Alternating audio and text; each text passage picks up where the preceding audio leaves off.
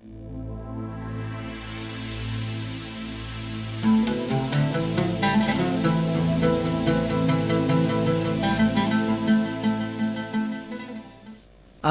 pemirsa JDV, kita kembali di Ustaz Menjawab ya tentang birrul walidain, berbuat baik kepada dua orang tua.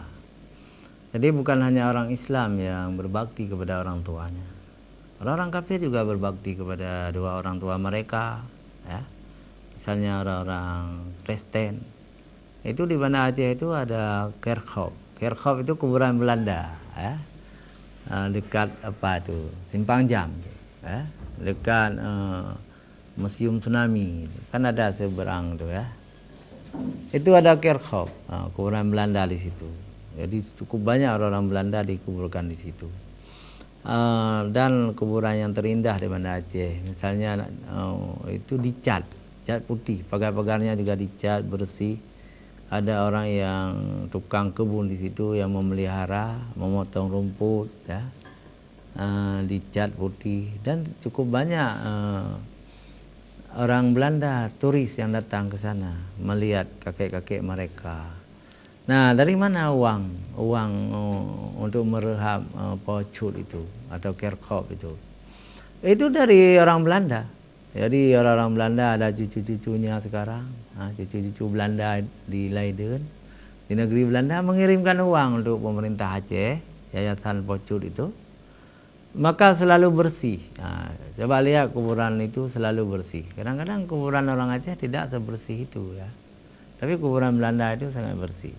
Karena ada dana dari Belanda dan ada keimanan menurut agama mereka untuk berbakti kepada orang tua mereka.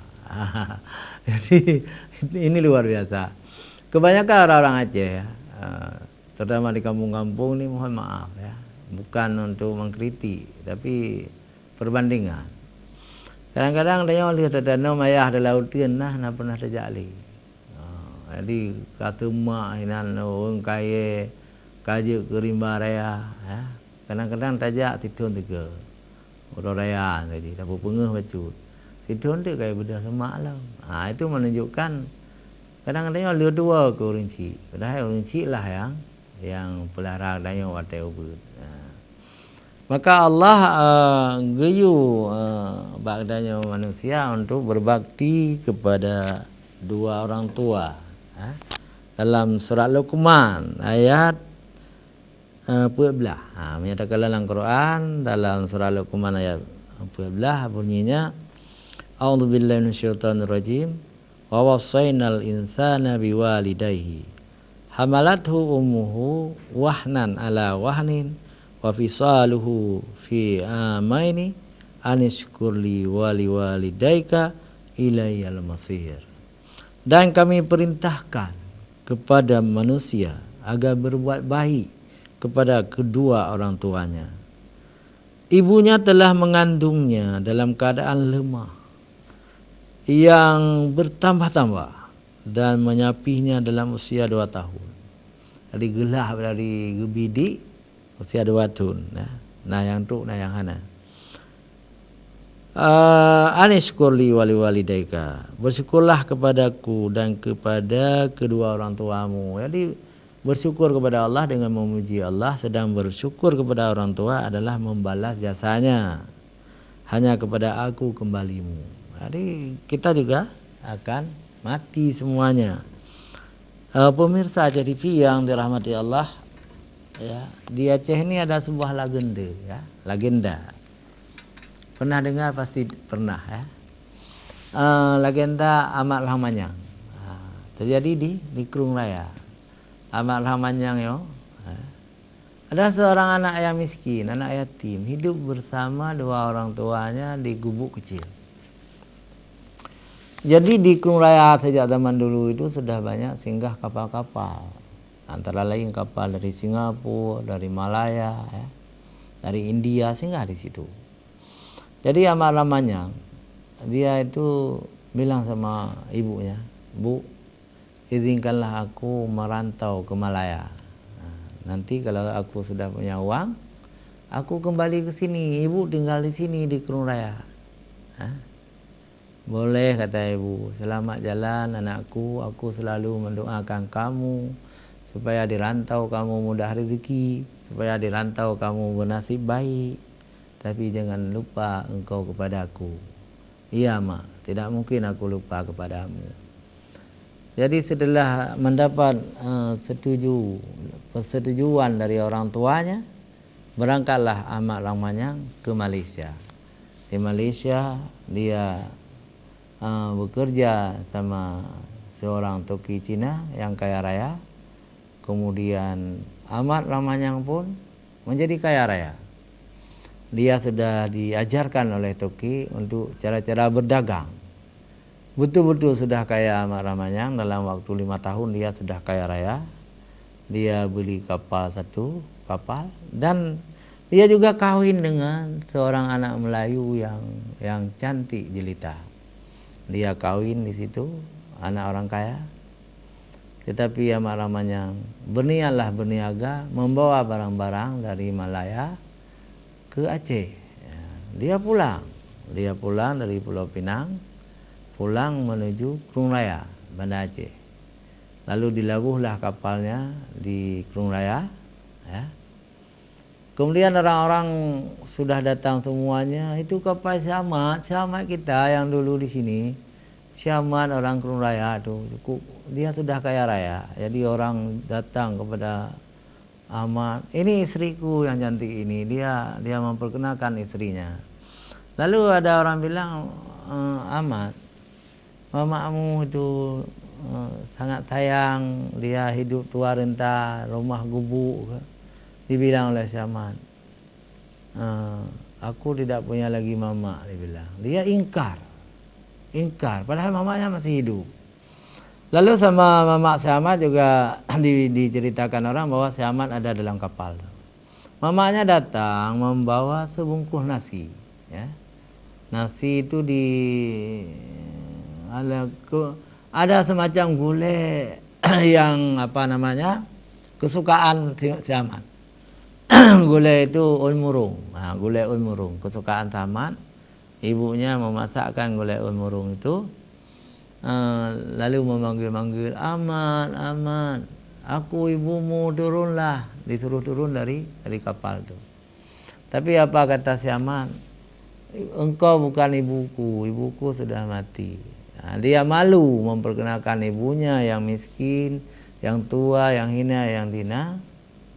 Malu kepada istrinya yang cantik jelita. Kemudian ibunya tersinggung lalu berdoa, ya Allah, ya Tuhanku, dia anak durhaka, dia melupakanku. Padahal aku yang melahirkannya, aku yang membesarkannya, aku yang mendoakan supaya dia sukses. Ya Allah, ya Tuhanku, jadilah dia batu karang. Akhirnya kapal si Ahmad Ramanyang itu jadilah batu karang yang ada di Kerung Raya sekarang. Itu legenda ya. Memang mirip dengan cerita Malin Kundang. Tapi di Aceh sudah lebih tua ceritanya dari Malin Kundang. Jadi si Ahmad Ramanyang terkenal. Nah, pemirsa CDP, itulah contoh anak yang durhaka kepada dua orang tua. Jadi tidak boleh kita ikuti seperti itu. Jadi seharusnya orang tua kita walaupun sudah tua, itu harus kita berbakti kepadanya. Berbakti kepada orang tua itu tidak main-main. Ada seorang sahabat Nabi itu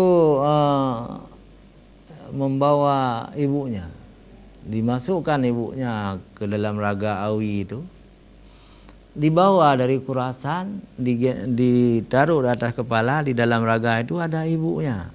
Ibunya orang tua, sudah kecil sendiri badannya karena sudah tua, dibawa ke Mekah, ke Madinah, naik haji itu. Lalu waktu itu kan dia datang kepada Rasulullah, ya Rasulullah, aku telah berbakti kepada kedua orang tua, aku telah berbakti kepada ibuku, aku gendong beliau sebagaimana waktu kecil ibu menggendong aku sudah berbakti kepadanya. Kata Rasulullah, belum. Belum, engkau belum berbakti. Sangat sedikit baktimu. Bakti ibumu tidak mampu kamu balas. Ibumu mengandungmu 9 bulan di dalam kandungan. Ibumu melahirkanmu. Itu berat sekali. Proses kelahiran itu berat sekali. Ibumu menyapihimu, memberi mom kepadamu sampai 2 tahun. Ibumu tidak tidur malam menjaga kamu dari gigitan nyamuk. Tidak bisa. Engkau tidak bisa membalas jasamu. Jadi jangan kita pikir kita sudah membuat kamar di rumah, sudah membuat tempat ibu kita misalnya pipis, beol, ada kamar mandi di dalam kamar, ada televisi dalam kamar. Jangan kita pikir sudah membalas jasa ibu, tidak. Karena ada satu hal yang kita tidak bisa membalasnya. Apakah kita mampu menjaga ibu seperti ibu menjaga kita waktu kecil? Tidak mampu. Kita sibuk bekerja, pergi pagi pulang petang. Kadang-kadang bagaimana perasaan ibu kita? Kita sering keluar negeri, ibu tidak pernah kita bawa.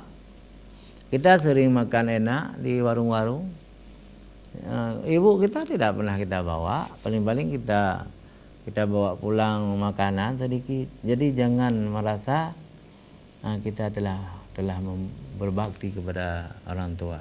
Sudah cukup baktiku kepada orang tua. Misalnya aku sudah menaikkan haji dia, sudah mengumrahkan dia, itu belum cukup. Masih kecil sekali pengabdian kita kepada orang tua. Karena itu pemirsa TV yang dirahmati Allah, berbaktilah kedua orang tua dengan tulus ikhlas. Barangkali sudah ada SMS, kita lihat dulu ya.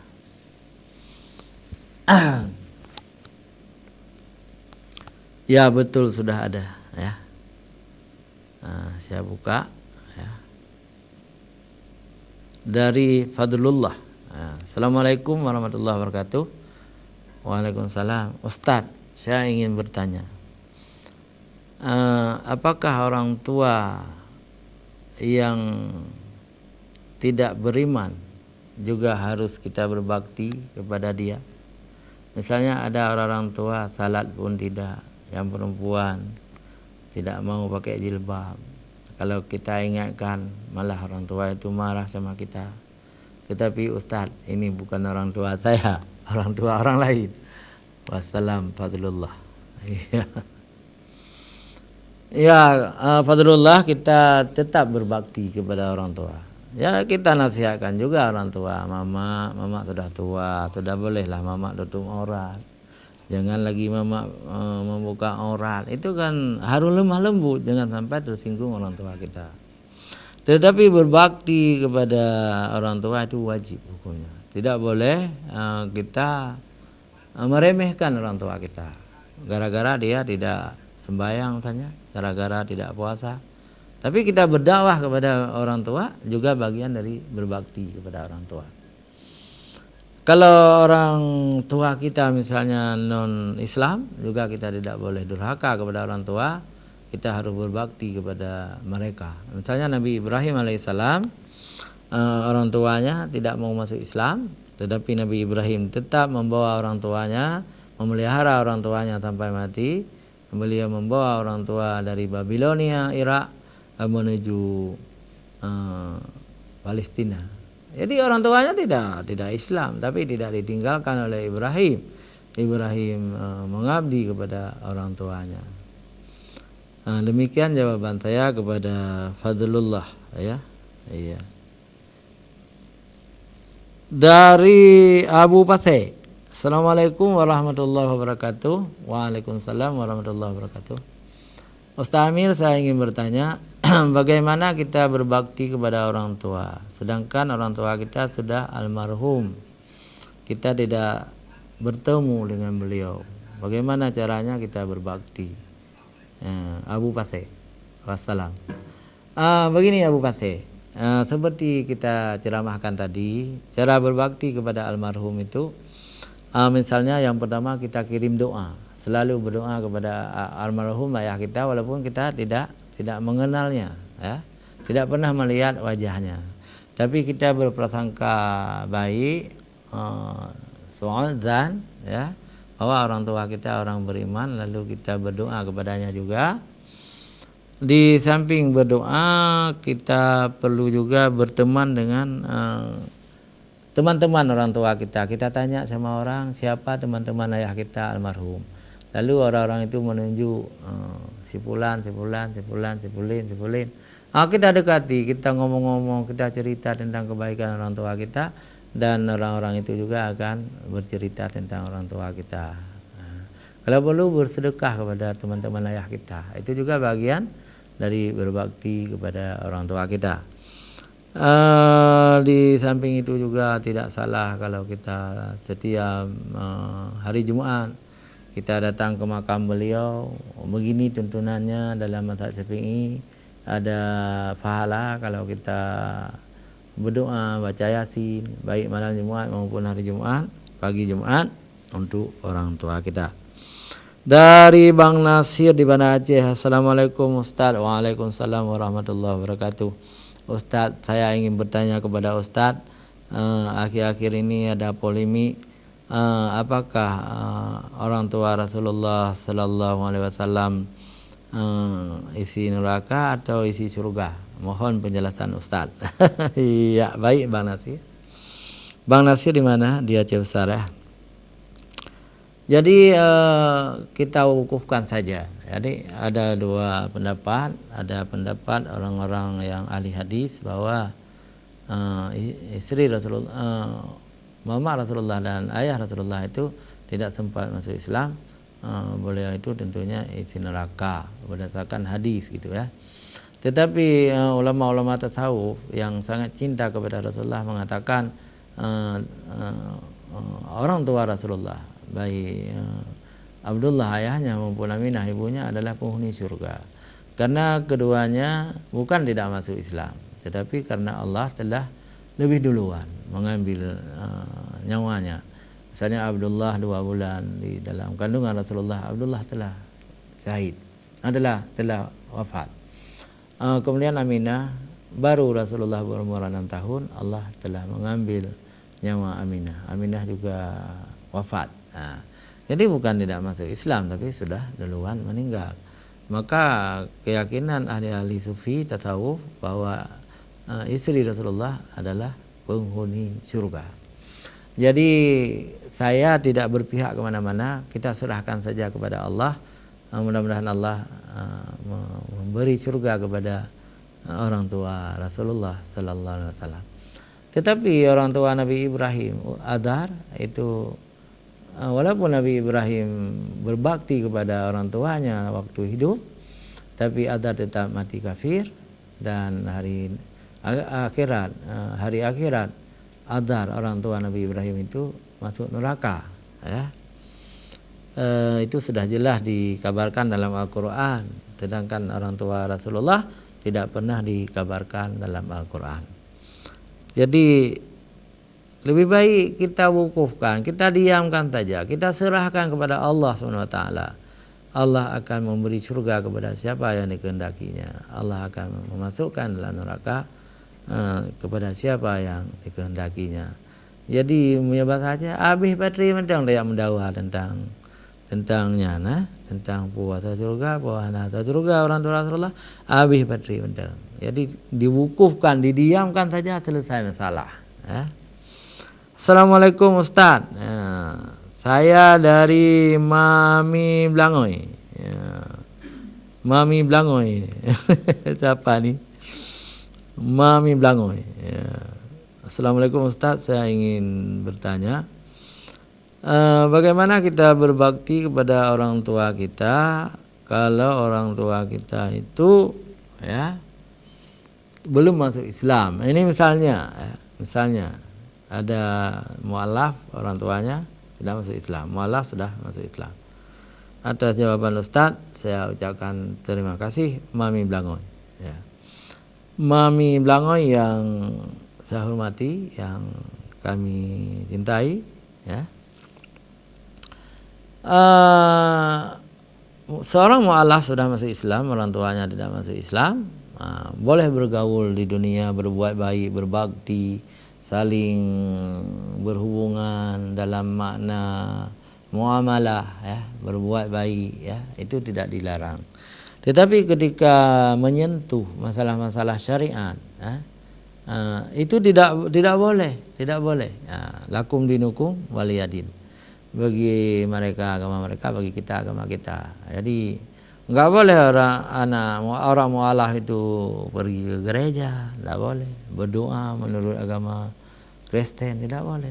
Anda sudah masuk Islam, sekarang Anda harus berpenampilan Islam, harus belajar Islam. Kalau perlu berdakwah kepada orang tua Anda supaya mereka juga masuk Islam. Tidak boleh juga kita biarkan tidak pernah berdakwah sekalipun tidak pernah berdakwah. Cuma kita aja yang masuk Islam tapi tidak pernah berdakwah dengan orang tua yang non Islam, itu tidak boleh. Tapi tidak boleh memaksa juga supaya mereka masuk Islam, tidak boleh memaksa. Masalah harta juga tidak boleh. Ketika kita sudah masuk Islam, meninggalkan orang-orang tua kita yang non Islam, jangan lagi mengharapkan harta sama orang tua kita, tidak boleh. Karena harta orang kafir tidak sah bagi orang Islam. Begitu juga sebaliknya, ya, begitu juga sebaliknya. Misalnya kita seorang ayah, ada anak kita yang masuk Kristen atau masuk Hindu Buddha, kita putuskan hubungan, tidak boleh lagi juga membagi harta faraid kepada mereka. Silakan masuk Kristen, silakan masuk agama lain, tapi engkau sudah aku anggap bukan lagi anakku, habis perkara. Tapi kalau sekedar hubungan memalah dagang itu boleh. Tapi masalah faraid itu masalah agama, maka tidak boleh harta orang Islam jatuh kepada orang kafir. Baik, yang lain-lain juga silakan, sudah habis ini. Kita akan jawab, ya. Kita akan jawab kalau masuk SMS, boleh juga telepon langsung ke nomor yang tertera di layar kaca kita ini. Iya. Tidak ada, sudah habis, ya. Oh, masih ada nih. Assalamualaikum Ustaz. Tengku Amir Hamzah yang tercinta, alhamdulillah bagus ceramah subuh di Masjid Raya Baitur Rahman tadi pagi. Ya, saya dengar dari ERI, ya. Saya ingin bertanya Ustaz, apa hukumnya kalau kita berpihak kepada politikus yang tidak senang atau fobia terhadap agama Islam? Ini pertanyaannya, ya, dari siapa ini? Ini tidak ada nama, ya, tidak ada nama, tapi telah memuji-muji ceramah saya di Masjid Raya tadi pagi. Terima kasih, ya. Tapi saya pribadi enggak usah dipuji-puji lah, takut nanti saya sombong. Jadi hamba Allah yang mulia, kalau berpolitik kita harus berpihak kepada politikus Islam, kepada partai Islam, karena kita orang Islam. Orang kafir juga berpihak kepada partai-partai mereka, memilih tokoh-tokoh mereka. Jadi masing-masing kita punya pilihan. Kita orang Islam harus berpihak kepada politikus Islam, kepada partai-partai Islam, habis perkara. Kan ada wajinan. Masing-masing idolatro. Nanti orang Islam galak ke partai non Islam, mungkin salah pajubat. Nah, masalah. Salah pajubat sakit tu. Nanti dia kaji rebloh, salah ubat, salah orang pajubat. Bisa kita bayangkan seorang menteri yang non Islam melarang orang mengaji di penjara, memecat pimpinan penjara yang Islam. Kenapa? Karena itu orang non Islam, tidak senang kepada Islam. Padahal apa salahnya dalam penjara orang diajarkan mengaji, malah marah menteri itu, malah memecat. Itu karena kita salah pilih, salah pajubat. Pemirsa TV yang dirahmati Allah SWT, terima kasih kepada hamba Allah ini, ya. Aulia Rahman Abdullah, Assalamualaikum Ustaz. Saya ingin bertanya Ustaz, apa hukumnya kalau kita menganggap Allah itu punya tempat duduknya di aras, di kursi, dan Allah turun ke bumi seperti kita turun dengan kakinya. Atas penjelasan Ustaz, saya ucapkan terima kasih. Wah, jadi Aulia Rahman Abdullah ya. Jadi ini masalah akidah, ya, masalah akidah. Akidah Ahlussunnah wal Jamaah ya, menganggap atau berkeyakinan Allah itu tidak punya tempat. Allah berbeda dengan makhluk. Laisa kamitslihi syai'un. Kalau Allah sudah punya tempat duduk, berarti Allah sama dengan manusia. Akidah Ahlussunnah wal Jamaah juga Allah tidak punya kaki, tidak punya tangan. Tidak sama Allah dengan makhluk. Kalau sudah punya kaki, sudah punya tangan, ya. Kalau sudah punya tempat duduk, berarti Allah sudah sama dengan makhluk. Ayat-ayat mustasyabihat, misalnya yadullah fawqa aydihim, tangan Allah di atas tangan mereka. Yang dimaksud dengan yadun di situ adalah kekuasaan Allah. Kursiyuhus samawati, kursi Allah, kursi tempat duduk Allah itu sangat luas ya, seluas langit dan bumi. Mana kursi di sini bukan tempat duduk Allah, tetapi disebut kursi di situ adalah kekuasaan Allah yang sangat besar. Begitu Ahlussunnah wal Jamaah. Kalau orang-orang yang menganggap Allah punya kaki, Allah menganggap punya tangan, punya wajah, walaupun dalam Al-Quran itu disebut misalnya tentang wajhullah, wajah Allah, atau yadullah, tangan Allah, itu ditafsirkan dengan cara lain. Jadi di situ kalimat-kalimat majaziyah, majaz, kalimat yang tidak mesti begitu kita terjemahkan, harus kita tafsirkan dengan yang lain. Jadi hal ini juga tidak perlu bertegang urat leher ya. Kalau kita sudah Ahlussunnah wal Jamaah, yakinkan seperti itu. Tetapi kita juga tidak berhak mencampuri urusan orang lain yang menganggap Allah punya tangan, punya wajah. Tapi mereka juga mengatakan tangan Allah tidak sama dengan tangan makhluk. Walam yakul lahu kufuwan ahad. Tidak serupa apapun dengan Allah ya. Allah yang satu itu. Pemirsa TV yang dirahmati Allah, jangan kemana-mana, kita kembali setelah jeda iklan berikut.